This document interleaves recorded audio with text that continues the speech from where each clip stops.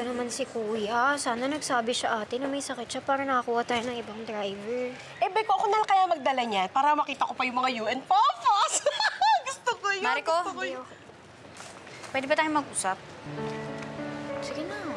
Buti naman, may time ka na kausapin ako sa sobrang dami ng mga manliligaw mo. Mariko. Bili, huwag ka na mag-deny, okay? Alam ko na may gusto sa'yo si Ethan kasi nakita ko kayo. Mariko, hindi ko naman ginusto. Hindi mo na naman ginusto. I have to go. Ay, Be, ako na lang magdadala niyan, Be. Ako? Mariko! This thing with you and Billy, you should settle this like real gentlemen. Hindi yung nag-iiwasan kayo. Na-insecure ba kayo? Kaya nawawalan kayo ng confidence na magdadamove kay Billy?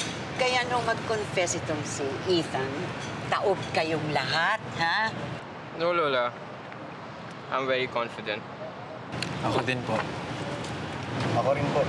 Ah, yun naman pala eh. Next question. Sino ba sa inyo ang urong?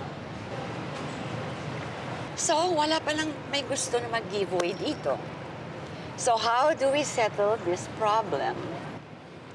For heaven's sake, hindi kayo pwede forever na ganito. Malalurky ako sa inyo. Kailangan mapatunayan natin yung panliligaw natin kay Billy. Ano kaya kung magdebate tayo? Si Andres bang pangalan mo o si Rizal? Hindi na uso yan. That's too boring, man. We can ask her. No! That would be unfair. You have the advantage. That's not true. She says she's confused. Yes, it's true that she liked me before.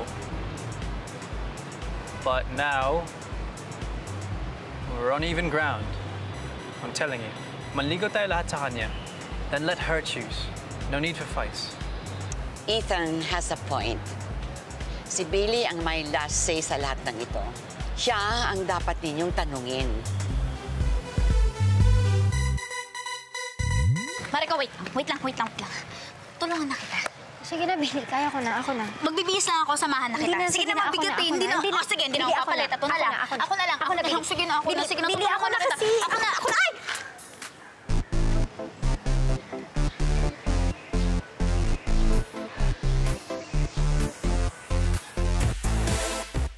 Tignan mo, kulit-kulit mo kasi. Sorry.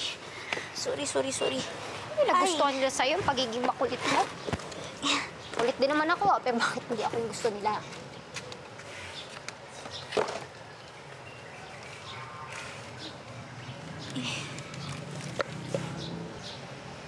Sa totoo lang, hindi ko naman talaga alam eh. Tanong ko rin yan sa sarili ko. We have been talking about Billy for months now. Pero ni minsan hindi ko malang naitanong sa inyo, ano ba ang nagustuhan ninyo sa kanya? Hindi naman siya matangkad. She's very tiny. Oo, ano na? Kahit anong isip ang gawin ko, hindi ko naman talaga malaman yung sagot kung bakit ako yung nagustuhan nila eh. Dahil kay Billy, lumalakas yung loob ko. Pagkasama ko siya, hindi ko alam, pero lagi akong masaya eh. Pasensya na, Lola. Hindi ko po masabi kung ano yung pakiramdam. First time ko po eh. Boring akong tao. Kahit sinusungitan ko siya noon, naging mabait siya sa akin. Ang dami kong bagay na nakita sa ibang perspective. Dahil sa kanya. Ang taray-taray ko, hindi naman ako sweet kagaya mo. I think she helped me become a better man. Nagbago ako dahil sa kanya. Madalas akong walang sense kausap. She puts others first. Lagi siya nandyan nung kailangan ko ng kausap. Hindi ko napansin na gusto ko na pala siya. Tsaka, Diyos ko, wala naman ako ibang inisip kundi yung career ko, yung goals ko, hindi yung mga love life na yan. Alam mo naman yun. Eh, yun na nga eh. Dami-dami mong flaws kumpara sa akin, pero ikaw pa rin yung gusto nila.